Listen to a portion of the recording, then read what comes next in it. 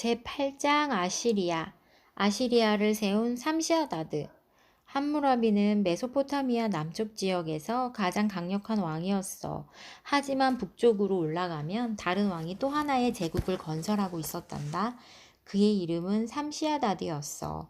그는 좋은 법을 만드는 공정한 통치자가 되는 일 따위에는 관심이 없었어. 오직 전 세계의 지배자가 되고 싶었지.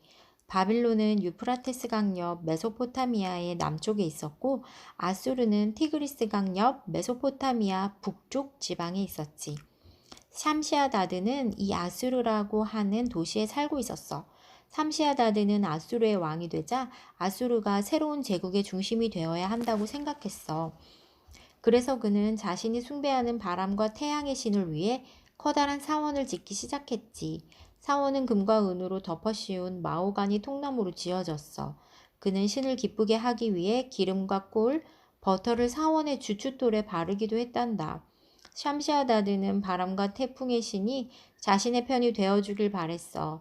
그렇게만 된다면 더 많은 힘을 갖게 될 것이고 훨씬 쉽게 전쟁에서 이길 수 있기 때문이었지. 사원이 다 지어진 날 삼시아다드는 이렇게 선언했단다. 바람과 태풍의 신께서는 이 세상의 어떤 도시들보다 아소르를 더 사랑하신다. 그분은 내가 전 세계의 왕이 되기를 원하신다. 아수르 백성도 일제히 소리쳤어. 전 세계의 왕 삼시아다드 만세! 그러고 나서 샴시아다드는 군대를 모아 메소포타미아 도시들을 정복하기 시작했어. 그의 두 아들도 함께 출전했지. 샴시아다드는 새로운 도시를 정복할 때마다 아들들을 그 도시의 새로운 통치자로 삼았어. 곧 아수르의 군대는 주변의 모든 도시를 정복하게 되었단다. 샴시아다드는 메소포타미아의 사람들이 자신을 두려워하기를 원했어. 그는 독재자였던 거야. 그는 자신의 왕국에서 살고 있는 그 누구도 그의 법과 명령을 거부하는 것을 허락지 않았어. 오직 자신에게 복종하기만을 원했단다. 그가 사람들을 어떻게 복종시켰을까? 그는 자신이 말한 대로 행동하지 않은 사람은 누구를 막론하고 죽여버렸단다. 그는 도시를 정복하고 나면 그곳 관리들의 목을 베어 머리를 막대에 꽂아 세워두었어. 그러고는 건물들을 불태우고 병사들도 하여금 눈에 띄는 것은 뭐든지 파괴하라고 명령했어. 메소포타미아에 살고 있는 사람들이 아수르 사람을 두려워하게 된 것은 당연했지. 이제 샴시아다드는 더 이상 도시를 정복하기 위해 싸움을 할 필요가 없었단다. 그가 도시의 성벽 가까이에 도착하면 그 즉시 도시의 관리들이 나와 항복해 버렸거든. 관리들은 목숨만 살려준다면 돈을 바치고 그를 자신들의 왕으로 삼겠노라고 했단다. 샴시아다드는 그들의 목숨만은 살려주겠다고 약속했어. 하지만 자신의 말을 반드시 행하고 그의 명령은 무엇이든 따른다는 조건을 받아들일 때만 약속이 이루어졌지. 이제 메소포타미아 북쪽 지방 전체가 샴시아다드의 제국이 되었어. 그는 제국의 이름을 아수르의 이름을 따서 아시리아라고 불렀어. 그리고 자신을 전 세계의 왕이라고 선포했단다. 그러나 이것은 엄밀히 말하면 사실이 아니야. 메소포타미아의 남쪽 지역에 있는 바빌론을 기억하지? 그쯤 바빌론이 제국으로 자리 잡고 있었거든. 그러나 샴시아다드는 바빌론을 정복하거나 바빌론의 도시들을 공격하려고 하지 않았어. 바빌론은 그가 대적하기에 너무 강하다는 것을 잘 알고 있었기 때문이지. 샴시아다드가 죽자 아시리아 제국은 그의 아들들이 통치하게 되었어. 하지만 형제는 서로 싸움만 했단다. 그들은 서로에게 욕설이 담긴 편지를 쓰거나 상대방에 대한 불평만 늘어놓았지. 결국 그들은 강하고 통일된 아시리아를 지켜내지 못했어. 이를 지켜보던 함무라비는 아시리아를 바빌로니아 제국의 땅으로 만들기로 결심했어. 그는 군대를 이끌고 메소포타미아 북쪽을 향해 나아가 말이라는 도시를 파괴하고 아수르를 점령해버렸지. 그러자 아시리아 사람들은 함무라비에게 공물을 바치고 그를 전 세계의 왕이라고 불렀단다. 그러나 함무라비는 샴시아다드처럼 잔인하지 않았어. 그는 아시리아의 관리들이 자신의 법전을 따르기만 한다면 그들의 도시를 그대로 관리하도록 했어. 그는 관리들의 목을 베지도 그들의 집을 불태우지도 않았지. 아시리아 사람들은 함뮤라비에게 복종하기로 했어. 하지만 속으로 이렇게 생각하고 있었단다. 언젠가 다시 자유를 찾을 날이 오겠지. 그러면 다시 한번 세상을 정복하고 말리라. 길가메시 서사시. 바빌로니아 사람과 아시리아 사람은 길가메시라고 하는 위대한 왕에 대한 전설을 공유하고 있단다. 길가메시 서사시는 세계에서 가장 오래된 이야기 중 하나야. 서사시란 신화나 전설, 영웅의 업적을 있는 그대로 읊은 긴 시를 말해. 옛날에 길가메시라는 왕이 우르크라는 도시를 통치하고 있었다.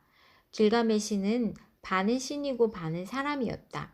그는 이 세상에서 가장 힘이 센 자였다. 큰 바위도 한 손으로 들어 올리고 높은 담도 쉽사리 훌쩍 뛰어넘었다. 그는 젊고 건강했으며 누구나 갖길 원하는 돈과 권력도 가지고 있었다. 그러나 길가메시는 강한 만큼 잔인했다. 그는 우르크의 사람들을 밤낮으로 부려먹었다. 또 돈과 음식을 빼앗고 아이들을 자신의 노예로 데려갔다. 그는 다른 사람에 대해서는 털끝만큼도 생각하지 않고 오직 자기 자신만을 생각했다. 우르크 사람들은 이 사악한 왕을 없애고 싶었다. 그래서 하늘의 신 아누를 찾아가서 이렇게 외쳤다. 우리를 도와주소서. 우리의 왕은 너무나 사악합니다. 하지만 그는 신의 힘을 가지고 있기 때문에 감히 맞설 수가 없습니다. 하늘에서 내려다보고 있던 아누 씨는 매우 슬퍼하며 이렇게 말했다. 길가메시 왕을 보아라. 그는 세상의 힘과 권력을 다 가지고 있구나. 하지만 약하고 힘없는 사람들에게 너무 잔인하게 구는구나. 이것은 옳지 못한 일이다. 그에게 교훈을 주기 위해 적을 보내도록 하겠다. 그래서 아누는 엔키두라는 괴물을 만들었다. 엔키두는 사자 12마리의 힘을 가진 반은 사람이고 반은 동물인 괴물이었다. 이 아누는 엔키두에게 길가메시와 싸우러 가라 하고 명령을 내리고 우르크의 거친 황무지로 내려보냈다. 그동안 길가메시는 악몽을 꾸고 있었다. 커다란 도끼가 그의 문 앞에 나타났는데 그 도끼가 너무 크고 날카로워서 도저히 들어 올리지 못하는 꿈이었다. 그는 깨어나서 어머니에게 그 꿈이 무엇을 의미하는지 물었다. 너를 죽음으로 몰고 갈 수 있는 사람이 오려는 모양이구나. 너는 그자와 친구가 되거나 아니면 그를 죽여야 할 것이다. 하고 어머니가 말했다. 엔키두는 우르크로 가는 도중에 도시를 둘러싼 벽 외곽에 있는 숲속에서 덫을 놓는 사람의 아들을 만나게 되었다. 아들은 아버지가 놓은 덫을 확인하러 나오는 길이었다. 벌거벗은 괴물을 본 순간 아들은 겁에 질렸다. 하지만 괴물같이 생긴 사람은 벌거벗은 상태에 오랫동안 굶주린 듯 보였고 말도 하지 못한다는 것을 안 아들은 엔키두에게 동정심을 느꼈다. 그는 엔키두를 집으로 데려와 성벽 밖에서 양떼를 돌보고 있는 목동 친구들에게 소개해 주었다. 엔키두는 그 뒤로 오랫동안 그들과 함께 살았다. 그들은 엔키두에게 말을 가르쳐주고 음식도 주고 옷 입는 법도 가르쳐 주었다. 어느 날 엔키두와 친구들은 도시에서 잔치를 베풀고 있는 귀족의 결혼식에 참석하기 위해 우르크로 갔다. 그런데 길가메시가 신부를 차지하기 위해 결혼식장에 나타난 아름다운 신부를 붙잡아 끌고 가려고 했다. 엔키두는 화가 났다. 그는 문 앞으로 펄쩍 뛰어가 네가 왕이로구나 하고 말했다. 하지만 네 녀석이 나를 죽이기 전에는 이 여인을 신랑에게서 빼앗지 못할 것이다. 지금까지 길가메시에게 명령을 했던 사람은 단 한 명도 없었다. 그는 엔키두에게 달려들어 맞붙어 싸웠다. 결혼식장은 순식간에 아수라장으로 변했다. 음식이 발밑에서 으깨어지고 두 사람은 피를 흘렸다. 길가메시는 이렇게 힘센 사람을 만난 적이 없었다. 하지만 끝내는 그가 이겼다. 그는 엔키두를 꼼짝 못하게 눕혀놓고 그 위에 올라탔다. 그러나 길가메시는 싸우느라 너무 지쳐서 이제 손가락 하나 움직일 힘도 없었다. 그는 숨을 헐떡거리며 말했다. 이제부터 우리 친구하세. 그때부터 엔키두와 길가메시는 친구가 되었다. 또 길가메시는 자신의 백성들을 따뜻하게 대했고 엔키두와 함께 많은 모험을 했다. 한 번은 신들의 황소가 하늘에서 도망쳐 땅으로 내려왔다. 황소는 수백 명의 사람을 죽이면서 길가메시의 왕국을 향해 돌진해 왔다. 황소의 힘이 어찌나 세던지 숨을 쉴 때마다 땅에 커다란 구멍이 생길 정도였다. 사람들은 길가메시와 엔키두에게 도움을 요청했고 엔키두는 황소를 죽여 온 나라를 구했다. 그러나 신들은 엔키두가 자신들의 황소를 죽인 데 몹시 화가 났다. 그래서 끔찍한 병을 보냈다. 결국 엔키두는 12일 동안 고통으로 괴로워하다가 죽고 말았다. 길가메시는 친구의 죽음을 슬퍼했다.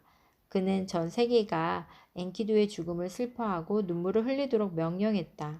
그 또한 목욕도 하지 않고 아무것도 먹지 않았다. 그는 죽음이 엔키두를 데려갔다는 생각에 참을 수 없었다. 마침내 그는 영원히 사는 삶, 영생의 비밀을 알아내어 죽음 자체를 정복해 보기로 결심했다. 길가메시는 이승에서 죽지 않는 유일한 사람인 우트나피시팀을 찾아가기로 했다. 그는 꼬박 1년 하고도 하루를 돌아다니는 끝에 우트나피시팀의 집에 도착했다. 영생의 비밀이 무엇이오? 길가메시가 우트나피시팀에게 물었다. 6일 낮과 7일 밤을 깨어 있을 수 있다면 당신도 영생을 얻을 수 있을 것이오. 라고 그는 말했다. 길가메시는 그렇게 하기로 했다. 하지만 어찌 된 일인지 곧 잠이 들고 말았고 7일 뒤에야 깨어났다. 기회를 한 번만 더 주시오. 길가메시가 사정했다. 그렇다면 기회를 한 번 더 주겠소. 바다 밑으로 헤엄쳐 들어가면 바닷속에만 살고 있는 마법의 풀을 찾게 될 것이오. 그것을 찾아 먹으면 당신은 다시 젊어질 것이오. 길가메시는 벌떡 일어나서 자신의 발에 돌돌 묶고 바닷속으로 뛰어들었다. 바닷속 깊숙이 들어가자 마법의 풀이 보였다. 그는 마법의 풀을 뜯어서 바다 위로 헤엄쳐 올라왔다. 그러고는 집에 도착하면 이 풀을 먹어야겠다.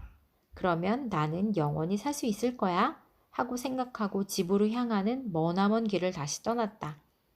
그러나 어느 날 밤 길가메시가 잠을 자고 있는 사이에 뱀 한 마리가 그에게 미끄러져 다가왔다. 그리고 그 풀을 발견했다. 향기가 너무 좋아 뱀은 그 풀을 먹어버렸다. 그러자 뱀에게 신기한 일이 일어났다. 다시 젊어졌던 것이다. 뱀이 허물을 벗는 이유가 바로 여기에 있는 것이다. 뱀은 나이가 들면 주름지고 늙은 피부를 벗고 다시 젊어진다. 그러나 길가메시는 아침이 되어서야 영생을 가져다 줄 마법의 풀이 사라진 것을 알았다. 그는 고향 우르크로 돌아가서 울고 또 울었다. 그는 다른 사람들과 마찬가지로 늙어서 죽었다. 하지만 그의 이야기는 우르크의 아이들에게 전해졌고 그들의 아이들도 그 아이들의 아이들에게 전해져 오늘까지 전해 내려오고 있단다.